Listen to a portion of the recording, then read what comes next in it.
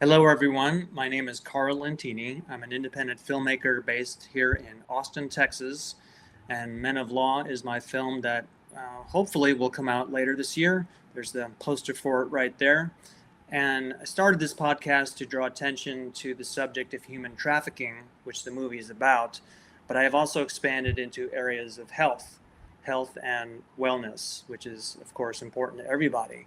And so, to help us learn something about that today is Jennifer Elizabeth Masters, and she is a self mastery guide.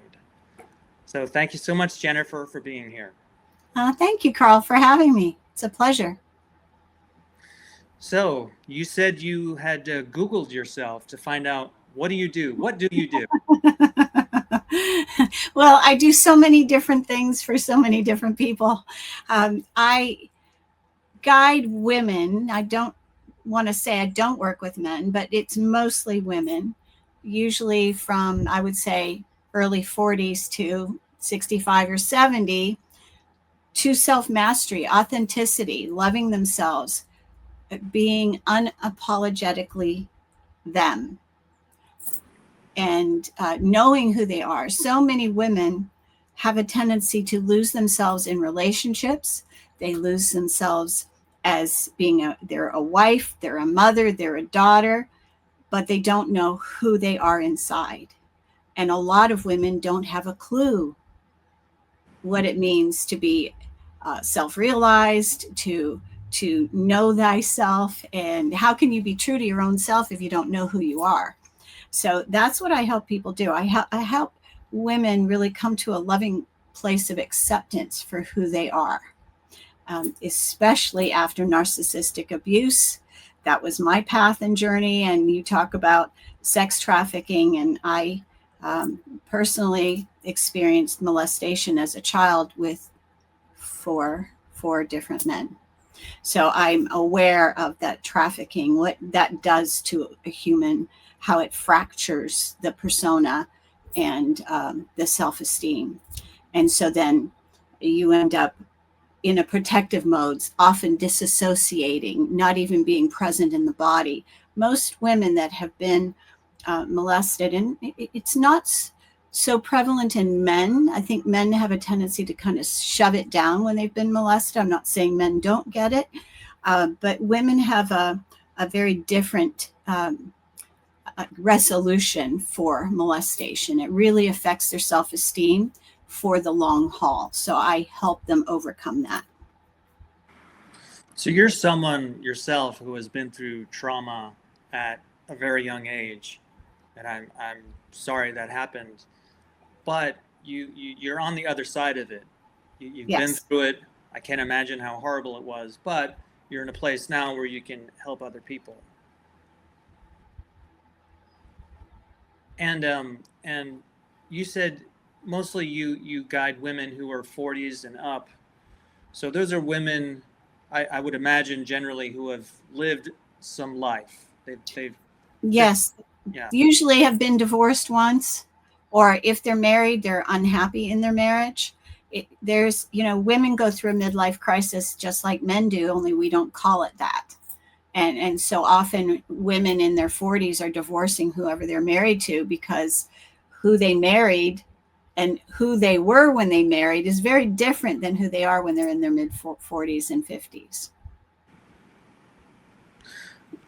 What do you see as one of or maybe the top three things that drive marriages apart?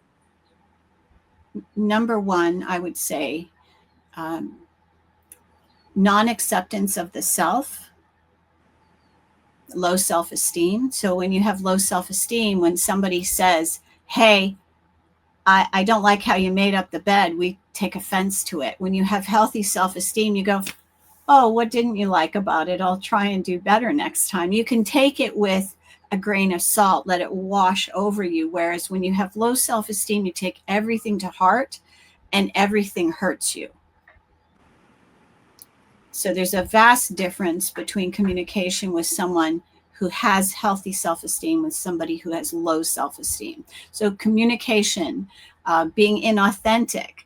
So oftentimes, women marry someone and Oh, you like to ski? Oh, yeah, sure. I like to ski. Do you like Led Zeppelin? Yeah, I like Led Zeppelin. I mean, they mirror, with low self esteem, women tend to mirror their partner so that they'll be accepted by them. And then what starts to happen in the marriage after maybe 10 years, they go, whoa, I didn't sign up for this. This is not who I am. They come to this realization that they married under false pretenses. So, and that's what a lot of women do. They marry to be happy. They're marrying, looking outside of themselves for happiness. And marriage itself does not make you happy. As a matter of fact, it brings up all your, can I say it? Your stuff. It brings up your stuff. Your crap comes up in a intimate relationship because you wake up with somebody, you're naked with them, you can't hide who you are for very long. When you said non-acceptance of self, that also includes you not accepting yourself. Yeah. So when you don't like yourself, you don't accept who you are. And then you also don't accept anyone else either. It's that mirror principle. So you will try and fix other people. You won't take people at face value and allow them to be who they are because you're not who you really are. Mm. Well, what advice would you give, or if you were going to teach a class to, I don't know, young women before they got married, before those problems came up, those crises, what would you teach them? Well, the first thing is nobody can make you happy but you. So if you're looking for this man, this woman, whoever you're marrying, to make you happy, it's impossible. You're setting the bar way too high for them. Nobody can make you happy.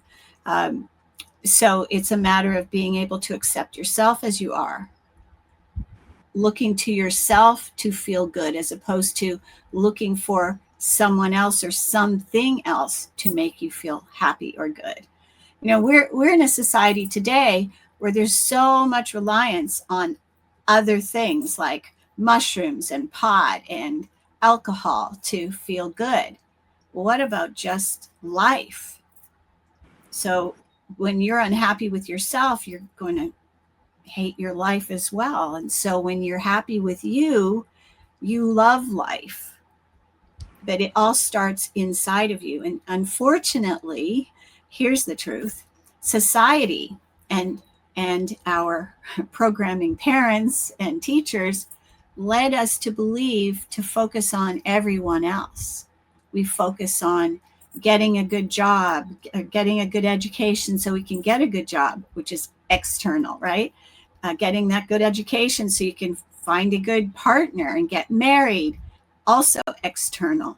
Have children, also external. Looking for something else other than yourself to feel whole, satisfied, and happy. And if you rely on others and other things to make you happy, you'll be very disappointed.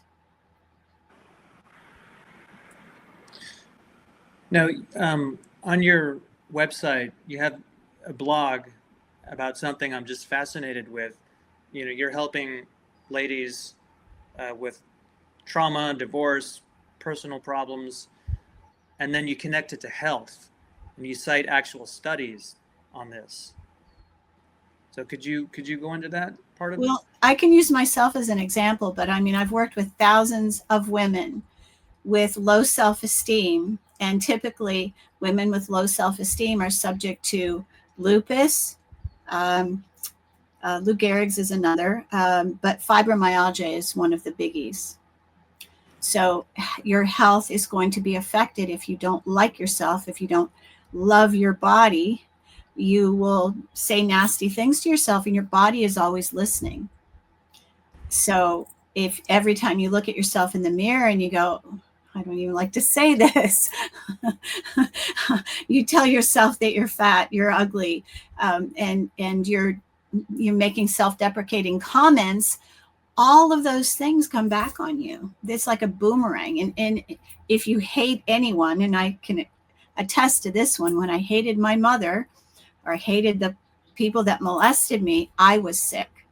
I had sinus infections and pneumonia. I had 5 cases of pneumonia. I had so many UTIs, bladder infections, that at the age of 21, I needed to have bladder neck surgery to have the scar tissue removed. Well, why? Well, I was pissed off. I kept getting molested. And so this leads to intense anger. And if you don't learn how to process the emotions, you are stuffing them. And if you had a narcissistic parent, or a parent that wouldn't let you emote, in other words, stop crying or I'll give you something to cry about. Shut up. Don't get angry. You can't do that. You need to be nice. So if you're programmed from a young age to not process emotions, then you are stuffing them in down, whether it's with food or alcohol or sex or work. Repression causes numbness. And this is why we have depression that is rampant in today's society, coupled with anxiety. Right. There's I'm sorry to interrupt you, but there's one other thing that is apparent with people with low self-esteem. It's particularly apparent with women. When we have low self-esteem, we don't breathe deeply. So there is what would you say? It's an epidemic of anxiety on the planet. Women walking around barely breathing, holding their breath most of the day, and only ever so slightly taking a little sip here or there. And that leads to anxiety. That's fascinating, what you just said about the breathing. I mean, we could talk for a couple hours just about that. Yeah. So you had health problems yourself based on, obviously traumatic situation. So what was your own recovery process like? Well, I started reading, and I read two books were pivotal for me. Now I've read thousands of books about healing and overcoming and emotional trauma, etc., and epigenetics and all kinds of medical textbooks, etc., and the psyche. What I discovered was that, I said this before, our body is always listening. And we are so disassociated from the words that we say and the results that they have on us, that if we continue to replicate what was said to us in our childhood, our parents, oh, you can do better, you're not trying hard enough, which leads you to believe you're not good enough. So that's another issue that is rampant with society. Most people feel they're just not good enough, don't feel good enough. They're so afraid of failure. And people don't start businesses, or they procrastinate because they're so stuck worrying about, well, if I do this, is it going to work? Am I going to fail? And so they do nothing. That happens a lot. So this, you're going to have to drag me back to the original thought, because I got off track there, Karl. How you came to heal yourself? So several things started to happen. I recognized that when my mother triggered me and I got angry with something she said, that I'd get a sinus infection or a bladder infection. And this was recurring in my life over, not just with my mother, but, with my husband. And so I started to associate my emotions with illness. Also, I will say this, my father was instrumental in getting me to think this way, because he noticed that he had a pain in his elbow. And it only started when he began drinking iced tea. They had a swimming pool, and sitting around the pool, he'd have iced tea in the afternoon. And he also noticed cheese bothered him. So he eliminated certain foods and the pain went away. So my father was, I would say, an early adopter, and recognized very early, before people were being holistic, that the foods that we eat, what we consume, can have an effect on our body. So he got me starting to think, well, if foods affect us, what do thoughts do? And so I read Louise Hay book, the Louise Hay book, You Can Heal Your Life. You can heal your body, you can heal your life. And I also, at the same time, because I like to read several books at one time, I was reading another book, The Prescription for Nutritional Healing by Doctors Balch and Balch. And that book was great too, because it was natural remedies. So I grew up in a household, we did not take pain medicine. We didn't take medicines like so many people do. You get a pain, a headache, a backache, people pop a pill. Well, I wasn't raised that way. We relied on this, our mind, instead of a pill to make us feel better. Have a drink of water, you'll feel better. Go mow the grass, you'll feel better. Get outside, you'll feel better. Go pull weeds, Jennifer, you'll feel better. So we had a very strong work ethic in my household, my family.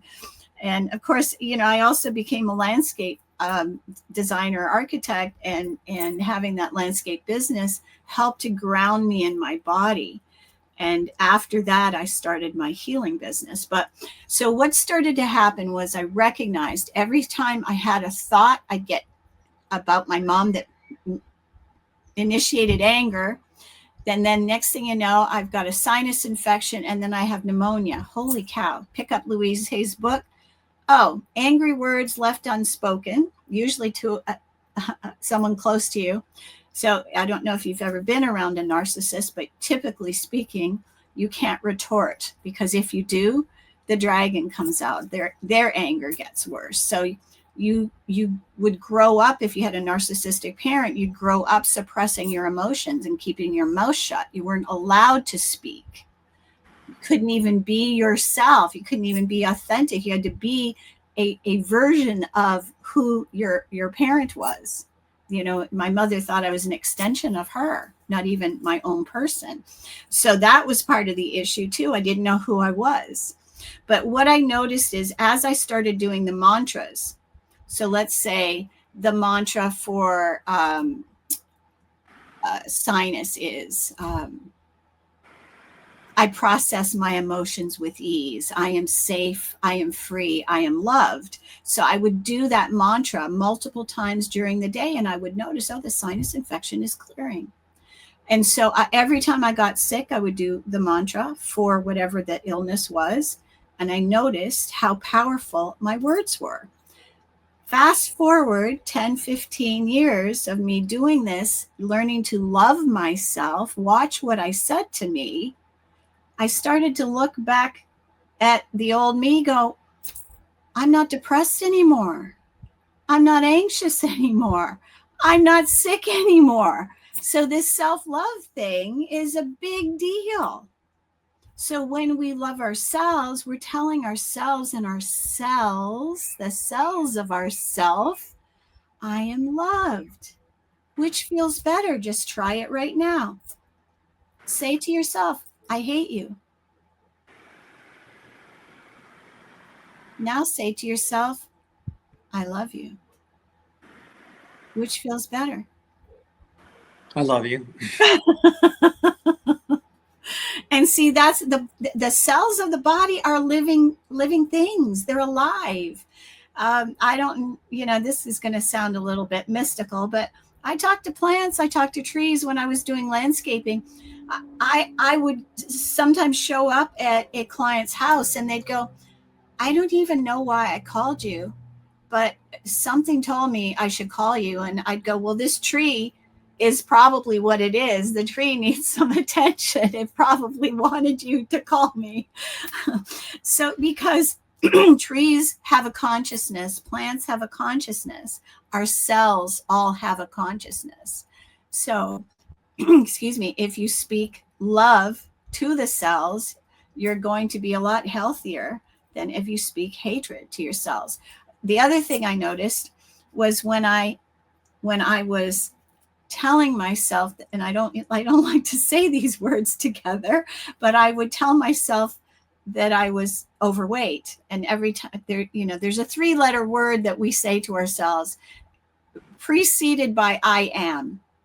And anytime we use the words I am, the words that follow are going to be powerful because we're putting God in those words. The I am spirit, the spirit of God. So anytime you say I am fat, your cells are hearing that God is wanting me to be fat. And so when I was I put on 30 pounds and I went, holy cow, I have to stop telling myself that. So instead I say, I am at my perfect weight. I am fit and healthy. My muscles are tight and firm. I mean, which would you rather have? Mm-hmm. So tell yourself the things that you want as opposed to things you don't want. You touched on something that's fascinating. I've read about, if I get his name right, Satoru Emoto, a Japanese author researcher who found that water crystals react to emotions. They sure do. And he did the experiment with the rice. One container of rice, he tells it, I hate you, and then it goes bad. Another one, he didn't tell it anything. And the one he tells, I love you, is the one that's, the healthiest. Mm-hmm. So if we can do that with water, we're mostly made of water. Correct.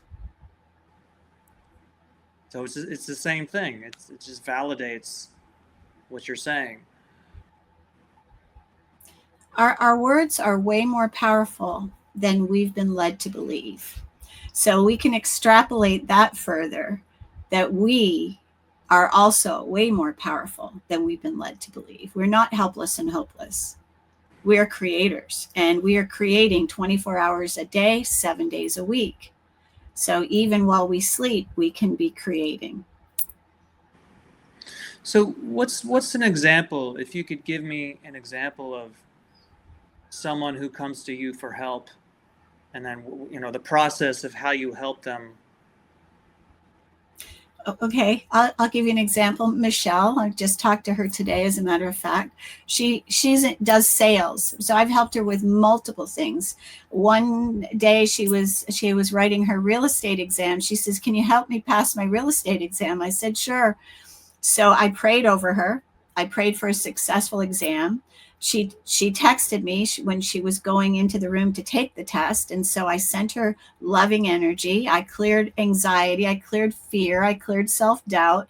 I cleared fear of failure. I cleared fear of tests, fear of numbers, all the things associated with taking the real estate exam. And she walked out of there. She goes, I passed. Now, she's not the only person I've done this with. I've had 2 successes. I'm 2 for 2 that I have helped pass the real estate exam. So I've also helped her get her husband back. And then I helped her through a divorce after he cheated again. So because I hear the subconscious mind, I read the Akashic records, I get information about my clients that leads me to help them in a more rapid way, rather than, I've had clients come to me that have been in therapy for 20, 25 years, and I can help them in 6 or 8 months. So, I had one lady come to me, she had 42 years of depression, and she was taking antidepressants for 42 years. And I said, her name is Becca. She lets me talk about her. So I said, Becca, I guess the antidepressants aren't working. And it kind of stopped her in her tracks. I said, if you've been taking antidepressants for 42 years, wouldn't you think if they were healing you that you would not be depressed anymore? So she worked with me for 3 months. The depression is gone after 42 years of depression. I've helped people clear suicide. A friend of my daughter's attempted suicide 12 times, and I cleared her for the issue. And there's a specific way I do this that am not going to reveal right now, but she has never done it again. As a matter of fact, she's a happily married lady at this point, and she never attempted suicide again. Wow. Yeah. 12 times. 12 times. What time period was that? Like Probably over the course of 3 to 4 years, no more. She was so my daughter knew her as a teen and after high school. So they knew each other for that period during high school and 2 years after. And now she's married and happy. Wow. That's got to be someone who's just to continually attempt it. Yes. I can't imagine a more extreme case of depression. Well, depression that is extremely, I would say, profound and deep is, in some of your listeners, this may blow people away. It's really attached to previous lifetimes where, maybe we've lunged in front of a bullet or a sword to save a queen or a king. We've given our life on the battlefield, or there's multiple different ways that we can commit suicide. And so when I clear those past lives, and this is what I do when I'm clearing that issue, I clear the number of past lives they've had where they committed suicide in some way, and then they don't do it again, because it's like a repeating pattern. You talk about karma. We come into this life with karma from our previous lifetimes. If we've got issues with money, maybe we can't get a movie off the ground, we can't get funding, whatever it is, maybe there's money karma that needs to be cleared. So I help people clear that too. Or sometimes people have made a vow of poverty. They've been a mother superior, they've been a nun, they've been a Jesuit priest, lifetime after lifetime, and a holy scribe, a holy person, where they give up everything for Christ or for God. And so there's this pattern that's already been established of poverty. So I clear the vow of poverty. So for people who aren't familiar, what is the Akashic Records? The Akashic Records are the record book of God. Basically, every soul, if you ever watched the movie with Jim Carrey and I'm trying to remember, Morgan Freeman, where Jim Carrey he thinks he's better than God, or he thinks he could do a better job, so he steps in for God. The Akashic Records are shown there visually as file cabinets with all these files. Now, they are not physical objects. They're actually etheric. They're on the etheric level. They're formed of akasha, akasha, which is like a particle of matter. And so every thought, word, deed, emotion that we have in our lifetime, in each lifetime, is recorded in the Akashic Records. So for me, let's say, maybe I've had 1,200 lifetimes. People think they've only lived about 200. Not so.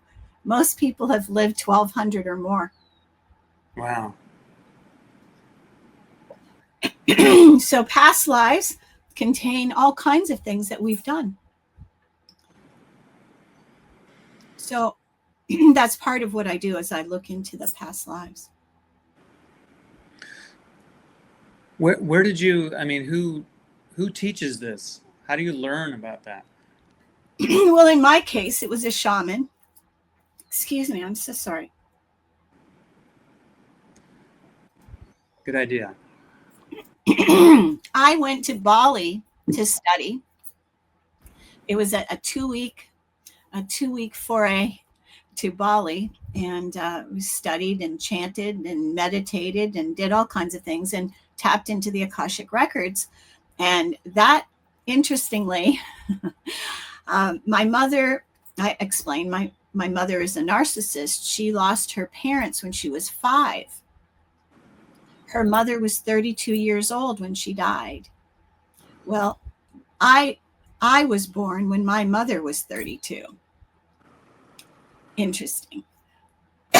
Excuse me. So there's a repeating theme here. When I was in Bali, I read my Akashic records, and I was writing my first book at the time, and it was not finished. So my final chapter had not been written. And so I'm sitting there and I'm channeling, and I asked several questions, and I was getting information about my mother. And so I said, well, what happened to my mother? And I hear, you are your mother. Your mother's mother. You are your mother's mother. Pardon me. I was so here am I come back as my mother's child. This is what we do. We reincarnate with the same soul group, and we just wear different hats each lifetime. So you may have a brother or a sister, and next lifetime you could be married to them, or they could be a friend, but we come back with the same soul group. Well, in my mother's case, I died in her lifetime and came back as her child. Wild, huh? And so I got punished by my mother, unbeknownst to her. She didn't know who I was, but she had it in for me from the get-go. Kind of understandable, right? You left me, Mom, when I was 4 years old. She was 4. So, okay, I guess I'm a little slow. You are your mother's mother. Correct.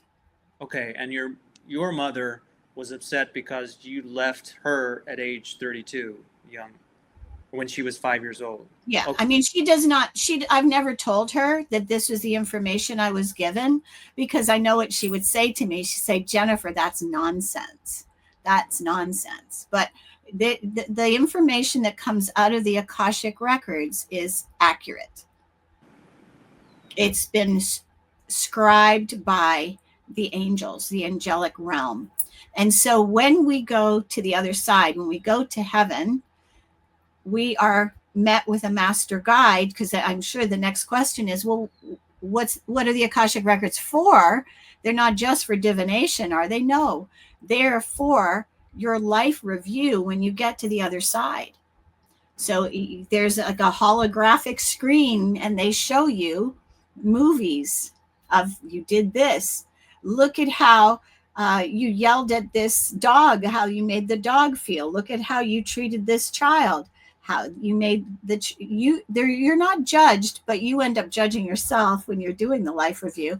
And then all of the good that you've done. Look at when you bought that woman's groceries. She couldn't buy her groceries, and you went and paid for her food so her family could eat.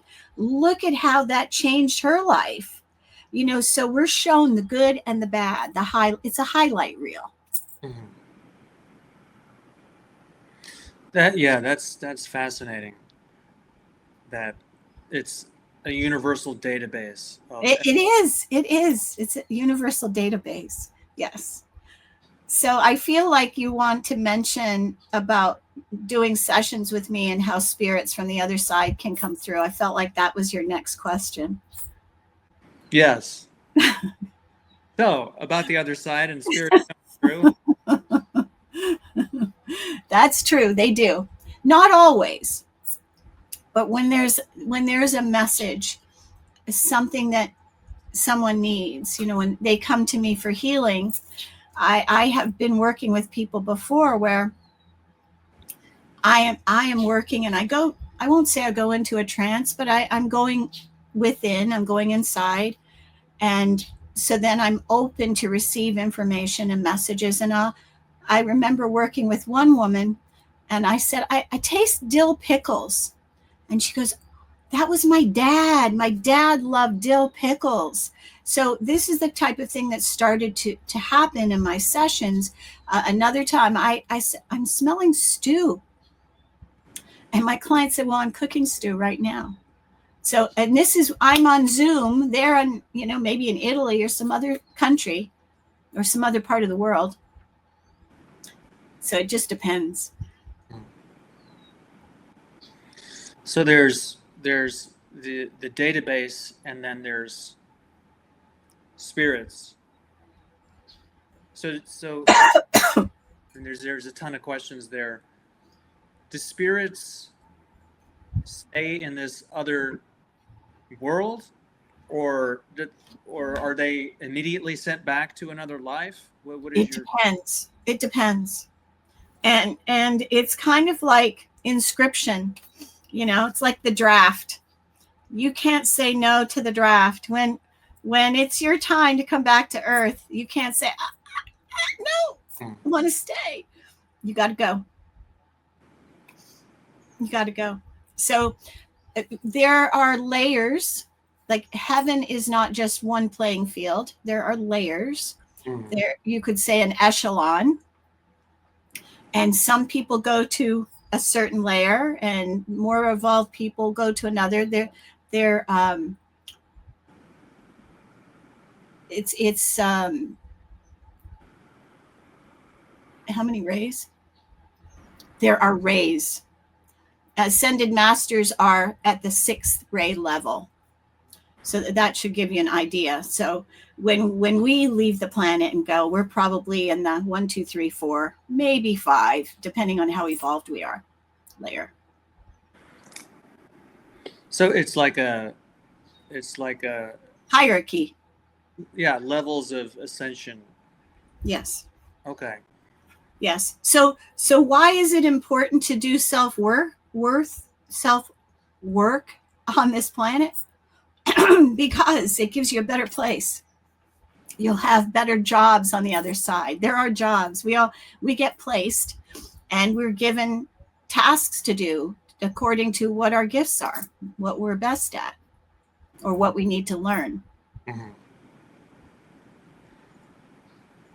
Wow. And about spirits, so there are all kinds of spirits. There are spirits that are called disembodied spirits that get stuck on the planet, and they don't go.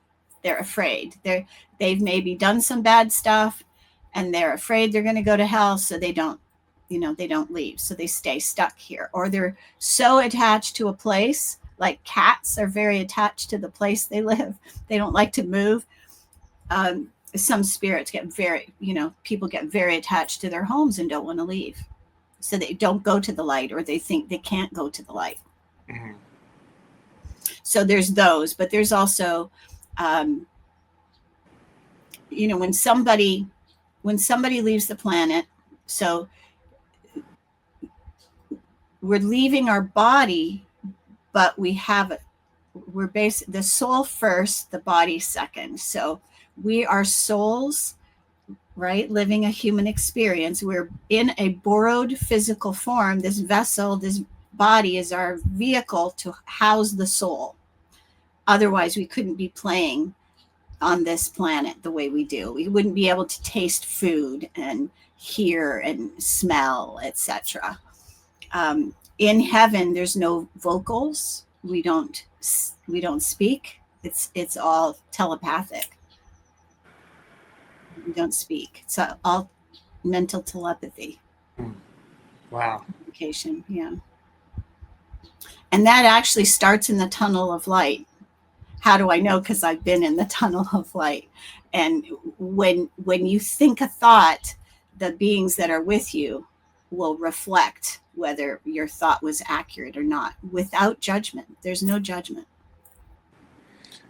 I would imagine that tunnel of light that people see, that's been reported, that some people would have a lot of fear about that because it's totally unfamiliar. It's delightful. It's delightful. You go into the tunnel, and it all of a sudden it's like you've walked through. Here's a good one. Have you ever been to maybe a Costco store where they have the plastic folded door? It's not really a physical door, but and you walk through the plastic. Yeah. That's kind of like it is going from the earth plane into the tunnel of light. You go through this plastic door, and it's silent, and it's lovely, and it's peaceful, and there's no fear. Once you go through that door, that portal, there's no fear. None. Yeah. So was this a near-death experience you had? Well, I had yes, it it was a near death experience. Yes. So I laid down to take a nap, and I was in kind of like a coma. Black sleep is what I call it, where I don't remember anything. Have you ever had a sleep where you go to sleep and wow, I didn't dream? That felt like I was in a coma. And then as you start to wake up, because you're so deeply asleep, you're in that place of in between. So when I was in the place of in between, neither asleep nor awake, sort of in that's that's what bardo is. Bardo is the place between here and heaven when we incarnate. So it's like coming back this way. There's a place called bardo. It's the place of in between. So I was in this place of in between, and then there were two beings with me. We were floating. We weren't walking. We were floating down the tunnel of light. And I said, oh, maybe they're taking me to show me the other side, to show me what it's like there. And these two beings, couldn't see them, but I could perceive them. And you can tell there's somebody there. They didn't agree with me. I could tell they didn't agree with me. And my daughter had just lost her dad. She was sitting on the couch in the living room, and I said, no, I can't leave now. She'd be an orphan. And then whoosh, I was whooshed out of the tunnel. Just like that. So yes, we do have a choice. Yes, we do have free will. Now, where did this word bardo, where does that come from? Well, where did I learn it? I think from the Ascended Masters when I was channeling. They told me, they talk about the place of in between called bardo. And if you search on the internet for the word bardo, we could do that right now if we're curious. It is like there's another word that is an interesting word. It's called a monad, M-O-N-A-D. So that's a good one to look up. What is a monad? So here we are on the planet. Karl Lentini is right there on the planet. Well, there's another Karl up there in heaven. It's your monad. That's your high self. Your high self. So I've wondered about that I know some religions, or the Eastern religions, consider we have multiple bodies. There's not just the physical body and the soul, but there's others. I don't remember how many. So it's that kind of thing. Yes. You can be in more than one place at the same time. Yes.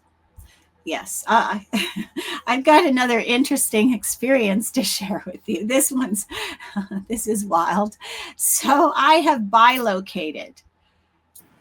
So yes. So I wasn't dead.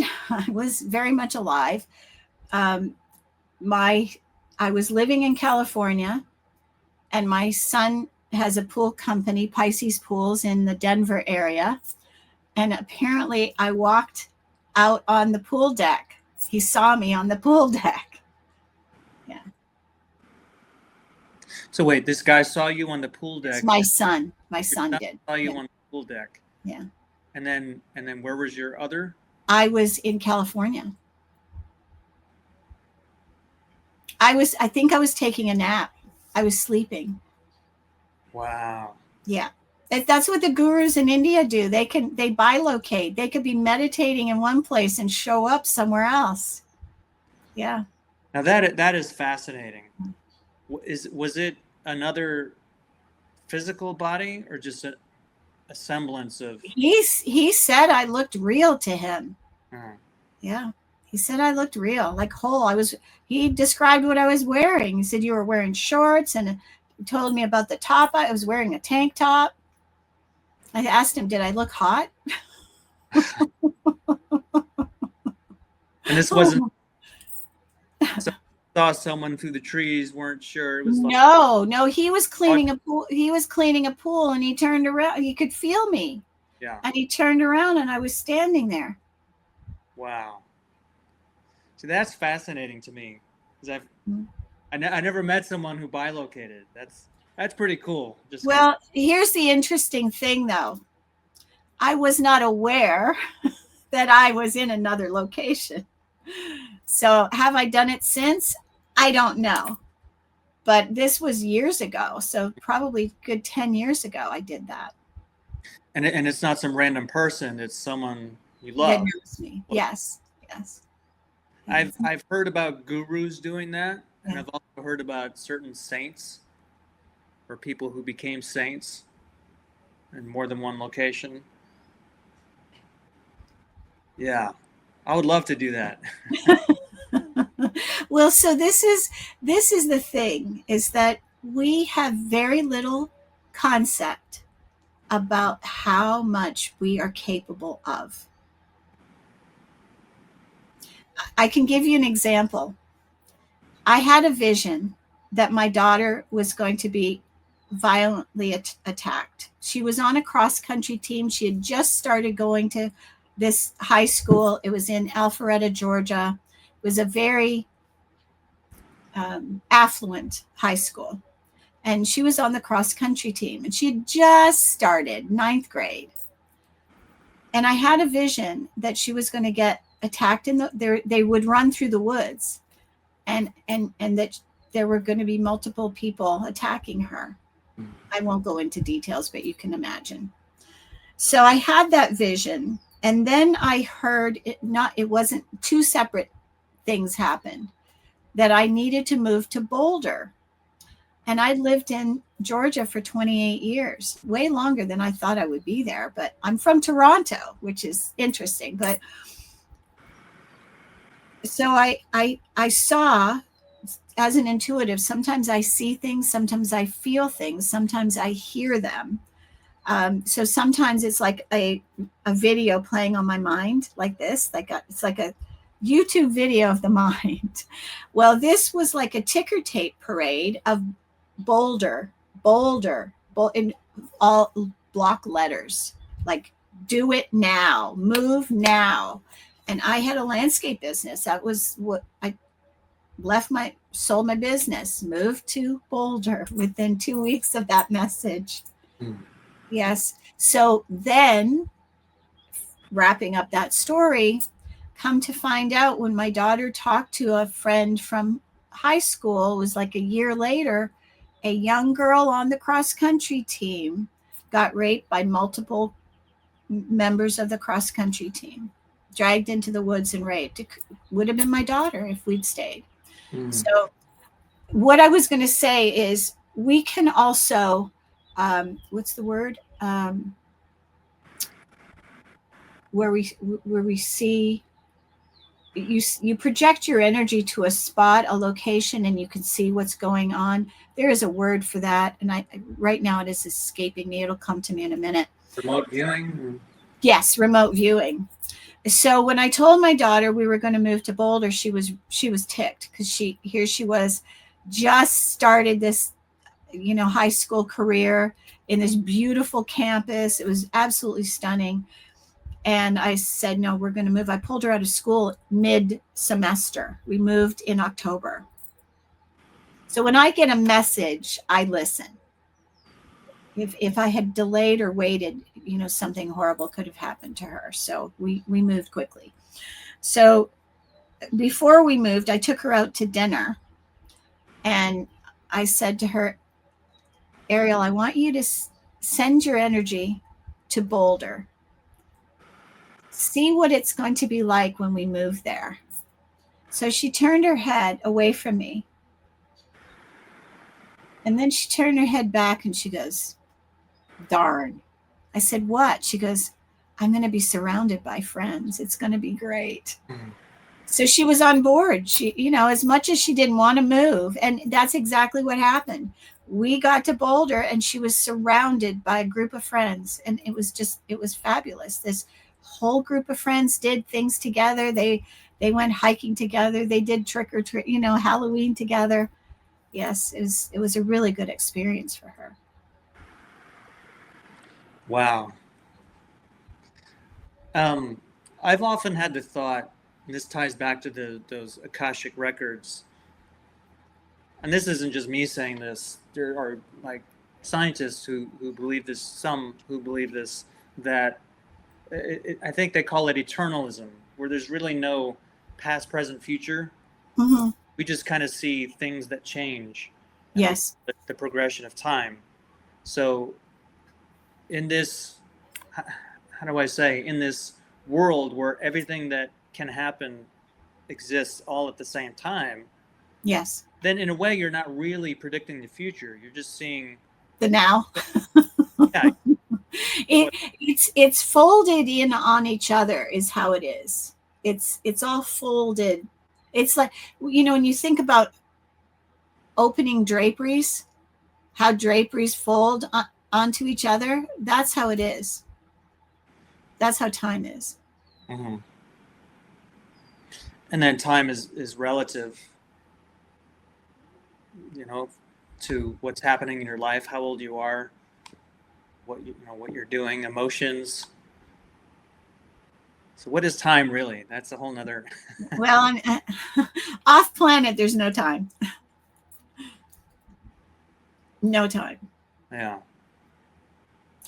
What my guides are saying to me right now is that it's a construct. They like that word. Time is a construct.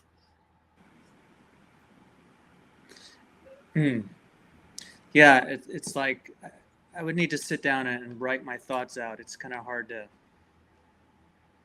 put my mind around it. Well, when you think about it this way, so when we get to a certain age, time goes very quickly. 6 months of the year roll by and you go, holy cow, how fast that 6 months went. But when you're a child and you're 5 years old and you can't wait to be 10, it seems like it's forever. Or you want to be a teenager and the time just creeps by.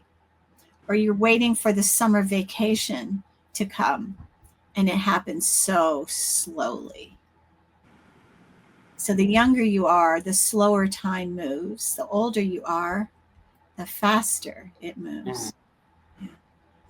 I have one comment on that. Okay. That I've been meditating daily since 2019, I think it's been. And what I notice is that the longer I've been meditating, the more time seems to slow down a little bit. Yes. Am I onto something there? Yes, you are, because when we live in the present, we're in the present moment and we're not focused on what's going to happen tomorrow, what's going to happen later, what's coming down the pike. What if we're focused on what's happening right now?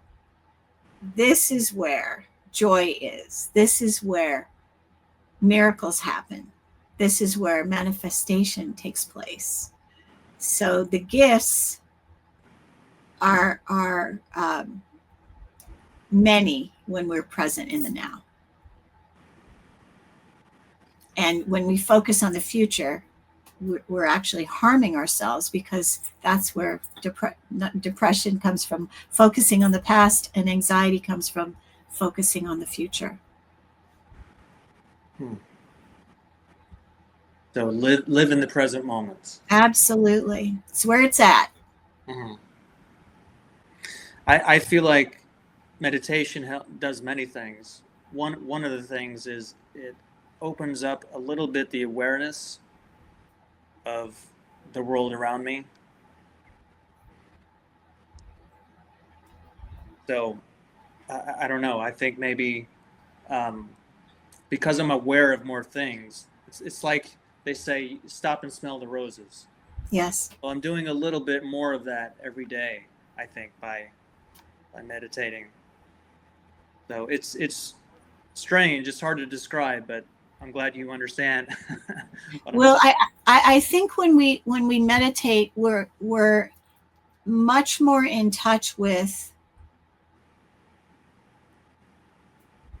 existential awareness. We're more in touch with things outside of ourselves as well as inside of ourselves. I think we're more observant. We witness things that other people might not. We see things that other people may not. And I feel like rather than rushing to the finish line, we are enjoying each moment. You know, as you eat your meal, you're tasting it. You're not rushing through. You're enjoying life more. I think so. Well, I've been told multiple times by the spirits that come through me and talk to me, the voices in my head, that being present in the moment that's where joy is. That's where happiness is. That's where enlightenment happens. It doesn't come from focusing on tomorrow. When will I be enlightened? Well, it won't happen if you keep on focusing. When will it happen? You'll keep pushing it away. Yeah.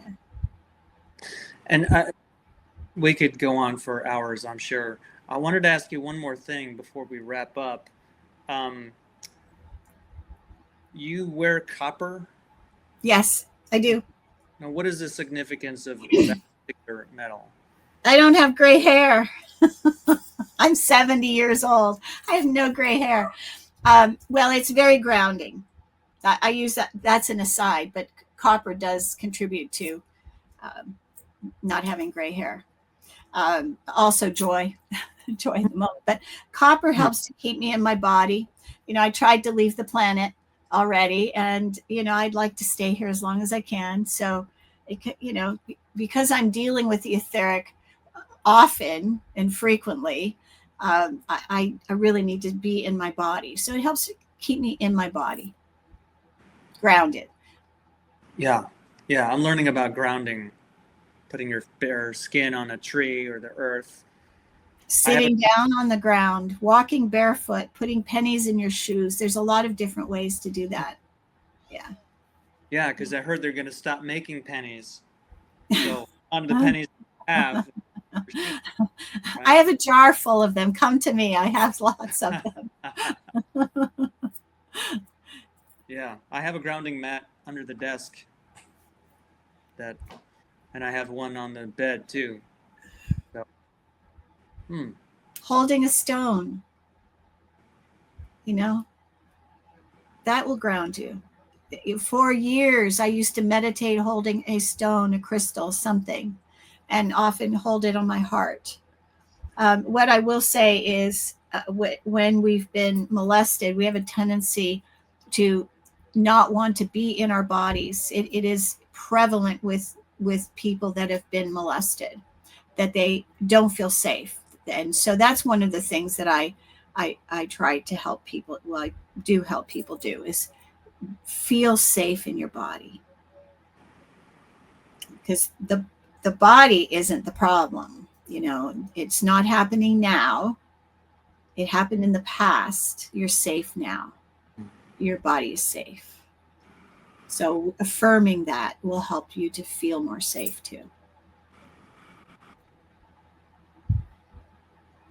well, gosh, Jennifer, we've been talking for an hour, and we could go on for another hour. I feel like we should bring out a drum and a rattle. We might as well finish off this shamanic event with some shamanic tools. I do that too. Yeah, you're welcome to. So drumming is very therapeutic. I mean, that is why the Native Americans dance. You know, they wear moccasins. It brings them close to the earth, right? Right. They drum. It's the heartbeat of the earth. So drumming is very beneficial. I saw a little bit of one of your videos on your website where you have this tapping type of thing that you recommend. Yes. And I'm reading a book on a, if I can say it correctly, Paida Lai John. It's a Chinese way of healing where you're slapping parts of your body to get the blood flowing and oxygen. It's like I look for patterns. I look for connections. Yeah. So this is Let's see, how do you do this? It's you bring your thumbs together and Mhm. put your hands here and tap. It's butterfly hugs. Okay. And what this does is it calms the nervous system, the autonomic nervous system. It also connects the right brain and the left brain. It's very soothing. So if you're having a moment, and you're feeling like you're not in your body, maybe somebody's triggering you, somebody's yelling at you, and you need to calm down. You could do this. Of course, you could also put your arms right around you, and if there's somebody around you and you don't want to do the butterfly hugs, you can just tap the sides, tap the sides of your body. Hmm. Yeah. Okay. Well, I appreciate your time, Jennifer. It was fun. Yeah, I hope we can do this again. I And enjoyed it. I'll I put the hope link. it's helpful. Yeah, I think so. I'll put the link to your website in the description of this video. Thank you. And yeah, I appreciate your time. Let's go have Italian food, Karl. Right on. Yes. I twist my arm for that. Okay.